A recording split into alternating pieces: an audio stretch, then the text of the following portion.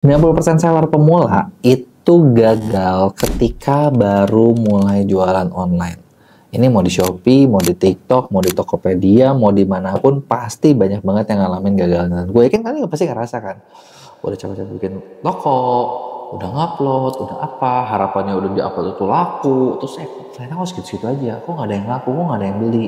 Dan biasanya juga kita ngerasa, ini mah kalah saing nih, wah ini nggak adil nih, dan lain sebagainya. Sebenarnya bisa nggak sih kita minimalisasi biar nggak 90%? Apa aja sih yang dilakuin biar tingkat kegagalannya itu lebih rendah gitu ya. Nah kalau gue sekarang awal lagi bikin toko, gue bakal ngelakuin hal seperti ini biar toko gue nggak jadi korban. Apa aja sih? Nah sebelum gue bahas, buat kalian baru nonton, jangan lupa buat klik tombol subscribe-nya dan aktifin lonceng notifikasinya ya. Yang pertama, biasanya yang bikin salah dari banyak seller adalah kita tuh selalu keikat atau kebawa dengan produk yang kita punya.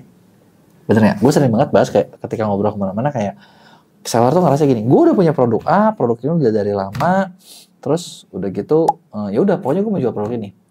Gue nggak peduli dengan kompetitor, pokoknya produk gue paling bagus. Nah ketika kita berpikir seperti itu, nah kita biasanya nggak ada ruangan buat tumbuh dan akhirnya ngerasa ya udahlah kalau kayak gitu kita juga susah gitu, nggak bisa mau laku lagi. Dan terus ketika lo kelihat kayak kok ada orang lain bisa bikin lebih bagus, lebih murah, misalnya kita bilang, oh itu mah nggak adil nih, ini mah impor nih, ini mah pabrik Cina nih, ini nggak bisa nih, di lokal nggak bisa nih, hitungannya nggak masuk segala macam. Jadi maksud gue, ketika lo lihat ada tantangan, ada orang yang lebih baik, kita tuh bukan ngelihat kayak, oke, gue harus ngapain ya biar bisa kayak gitu, bener nggak? Tapi kita fokusnya adalah, pokoknya gue mau ini harus menang, ini harus laris, gitu kan? Dan ketika barangnya sama, lo bertarung juga di pasar yang sama dengan orang-orang yang mungkin ya udah lo nggak bisa lawan gitu loh.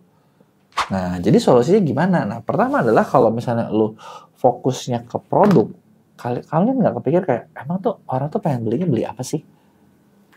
Kebayang nggak sih? Kayak gini, gue sering ketemu kalau misalnya seller-seller yang misalnya kayak jualan di Tanah Abang atau di mana, mereka tuh udah dapat barang pabrikan, misalnya barang pabrikannya misalnya jaket atau apa, dan semua toko tuh sama, terus udah gitu nggak mikir, oke, emang orang mau belinya yang mana ya? Bisa nggak sih gue minta ke pabrik, gue bikin yang beda buat gue? Bisa nggak sih barang ini gue bikin khusus? Bisa nggak sih gue bikin barang ini di white label? Sambil mikir kira-kira emang yang orang pengen beli yang mana? Karena kalau semua jualan di barangnya sama, ya pembeli juga merasa nggak punya pilihan. Bener nggak? Ketika pembeli nggak punya pilihan, ya mereka bakal mencari yang paling murah. Nah, itulah yang bikin kayak kalian selalu jualan di situ. Gitu. Jadi jangan bikin yang sama, bikin yang unik, bikin yang beda. Jangan karena pattern itu udah ada, ya udah pokoknya mau bikinnya kayak gini. Gitu. Dan memang banyak banget yang ngalamin. Contoh gini, gue punya partner gue bikin tasnya tas kulit, terus udah gitu ketika gue lihat, kok ini barangnya gini banget ya, dia bilang, nggak bisa gitu yo, soalnya ini tuh pengrajin kita memang bisa bikinnya kayak gini doang. Ya, gue bilang, ini udah nggak laku, nggak bisa gitu, harus ini yang laku, karena kan bisa bikinnya ini. Ya kan lu nggak bisa maksa orang buat beli apa yang lu bisa bikin. Yang lu perlu bikin adalah, bukan paksa ya, kalian harusnya bikin apa ya, ngerti apa yang mereka mau, nanti bikinnya apa yang mereka mau beli gitu loh. Itu pasti dibeli, itu cara pertama. Nah kedua adalah kalau misalnya lu pengen ngerasa, aduh biar gue gagal gimana nih, jangan fokus sama produk tapi cari apa yang orang mau. Ketika lu bisa nemu apa yang orang mau, kadang itu tuh gimana ya, maksud gue nggak seremut yang kita pikirin kok.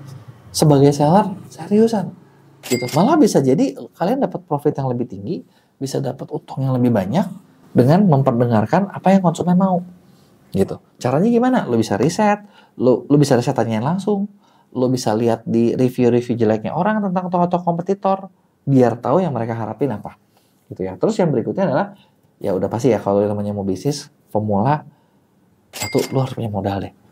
Kenapa gue bilang punya modal? Karena ya gue nggak bilang lo harus punya modal banyak sih, tapi minimal kalau lo gagal, lo tuh harus ada backupnya. Jangan sampai kalau lu gagal, hidup lu habis. Jangan sampai modal lu gandelin pay letter. Karena kalau udah kayak gitu, stres lu pasti berat banget. Dan ya kan kita nggak mau dong lu stres segitunya. Bener nggak? Yang namanya jualan atau bisnis itu butuh modal dan butuh waktu. Gitu kan. Jadi ya mental lu bakal lebih sehat deh kalau lu nggak pakai pay letter. Intinya begitu. Ya. Yang ketiga adalah jangan sampai bikin toko yang asal aja. Karena yang namanya toko itu adalah cerminan produk kita tuh kayak gimana. Jadi kayak nama toko tuh bukan cuma nama ya, maksud gue bahas gini, toko kalian secara keseluruhan mulai dari bannernya, mulai dari tampilannya gitu kan, mulai dari misalnya message-nya seperti apa, jangan ngasal, jangan cuman kepikiran seadanya. Dan jangan cuman ibaratnya gini, lu punya admin, serahin ke admin 100%. Artinya kalau gitu jadi toko admin lu dong. Bener nggak? Jadi bikinlah sesuatu yang memang mewakili value kalian sebagai si sellernya. Dengan gitu jadi orang juga lebih gampang percaya. Nah, terus yang berikutnya yang paling penting adalah sebagai lu pemula, lu harus bisa, pemula itu jangan sampai lambat gitu, tau nggak? Jadi gini, lu masih belum ngerti, nggak apa-apa. Tapi lu jangan sampai lambat. Lambat tuh kayak gimana? Misalnya hari ini lu jual baju.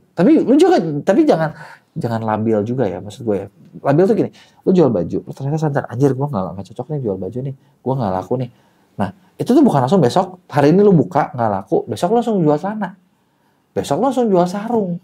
Besok lu langsung jual elektronik. Nggak gitu juga sehari kecepatan. Tapi maksud gue adalah lu butuh bisa adaptasi cepat. Misalnya, lu jual baju, ternyata begitu dicobain seminggu, 2 minggu, 3 minggu gagal, bisa nggak coba produk yang lain gitu loh. Dan kalau bisa, sebenarnya jangan pernah pindah industri.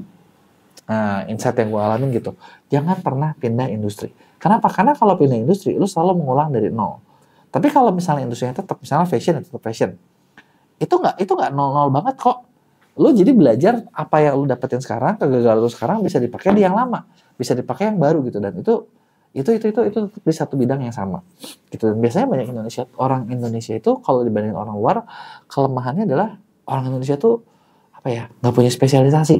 Jadi jarang banget yang jago dalam satu bidang, tapi orang Indonesia jago macam-macam, serba bisa gitu ya. Palu gada, lu mau apa bisa deh pokoknya, tapi nggak ada yang spesifik, nggak ada yang jago banget gitu ya. Nah, kemudian kalau buat pemula yang lu perlu lakuin lagi adalah lu harus ngerti cara cari traffic. Barang lu boleh gagal, tapi jangan sampai lu gagal cara cari traffic. Karena kalau misalnya cara cari traffic lu nggak ngerti, lu mau bikin barang sebagus apapun, lu nggak bisa dapat orang yang lihat, nggak ada yang beli. Tapi kalau lu ngerti cara cari traffic, ibaratnya gini, oke, gue ngerti cara cari traffic. Sekarang barang gue yang ini nggak laku. Itu tinggal masalah gue ganti barang, nanti gue bakal ketemu nih barang yang laku. Pola pikirnya sinkron. Tapi kalau misalnya gue nggak ngerti cara cari traffic, wah, itu udah gawat tuh. Gitu ya. Nah, perlu bikin cara cari traffic. Cara cari traffic itu gimana? Mulai dari bikin konten, mulai dari iklan, apakah lo mungkin bisa live streaming, apakah lo ngerti affiliate. Kadang nggak usah semuanya juga, semua nggak apa-apa. Lo bisa semuanya juga, bisa gila. Cukup cari 1-2 deh yang memang lo mau kuasai, bisain di situ. Nah, udah ngerti cara traffic, yang terakhir adalah bisa baca data. Karena itu paling penting. Kalian misalnya mau dibilang kayak produk kalian jelek, gini, gue sering ketemu kayak 100, udah gitu kalau misalnya ketemu gue orang data sebenarnya, jadi kayak kalau gue lihat data, terus gitu gue bilang, Pak jujur aja produk lu jelek, gitu, pasti sellernya marah. Tapi gue bukan ngomong apa-apa, terus gue harus ngapain? Gue harus bilang produk lu tuh bagus tapi nggak laku, sama aja produk lu jelek berarti kan, maksudnya bener nggak? Nah, kenapa gue bisa gitu? Karena gue lihat dari data yang ada, oke, produknya seperti ini, trafficnya udah seperti ini, ininya seperti ini, responnya nggak ada, berarti kan jelek. Ada yang salah. Nah, salahnya di mana? Itu yang harus dicari. Bener nggak? Iya kan? Nah, disitulah kita riset lagi ya. Karena kalau misalnya kita ngomong sesuatu pakai data, itu bukan lagi pakai perasaan. Dan orang Indonesia dikit-dikit pakai perasaan, bener nggak? Perasaan saya udah lakukan yang terbaik deh. Iya, perasaan lu yang udah terbaik kan. Tapi kan marketnya nggak mau. Berarti kan bukan perasaan lu. Tapi yang penting adalah apa yang dimau sama si market itu sendiri. Gitu ya. Nah, kurang lebih itu nih beberapa hal yang gue lihat banyak banget dialamin pemula gitu ya. Sebenarnya kalau misalnya buat kalian pemula yang pengen biar perjalanan lu tuh lebih mulus, lebih lancar gitu ya. Gue di Skill School punya program pendampingan khusus buat kalian. Jadi kita udah siapin tim mentor buat ngajarin kalian tentang mulai dari gimana ngerisetnya, gimana lawannya, lu harus ngapain. Jadi minimal apapun yang harus lu lakuin kalau misalnya lu sendiri, lu kan cari jalan sendiri ya. Nabrak-nabrak tembok sendiri ya. Nah, kalau ini nggak akan nabrak-nabrak tembok banget gitu. Karena ada yang ngasih guideline-nya. Kalau lu kesini lu bakal gini nih. Kalau lu kesitu lu bakal gitu nih. Kalau lu begini lu bakal gini nih. Gitu. Nah, kurang lebih bakal seperti itu. Gitu ya. Jadi kalau buat lu yang mau didampingin, lu bisa tulis di komen gua atau klik link di deskripsi. Jangan lupa juga kalau ada yang lu mau tanyain, lu tulis di komen. Dan jangan lupa buat like dan share.